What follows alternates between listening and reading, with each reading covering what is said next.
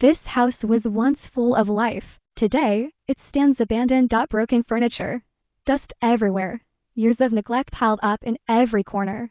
Many people would say this place is beyond repair, but I believe something different. No matter how old, no matter how damaged, a house can always be brought back to life. Today, I'm doing this alone. No team, no shortcuts, just hard work and determination. First, I start by removing the dirt that has been here for years. Broken items go out. Anything that can be saved, I keep with care. Slowly, the house begins to breathe again. Light comes in, space opens up, hope returns. Now it's time to rebuild, not with luxury, but with simplicity and order. Clean furniture, everything in its right place.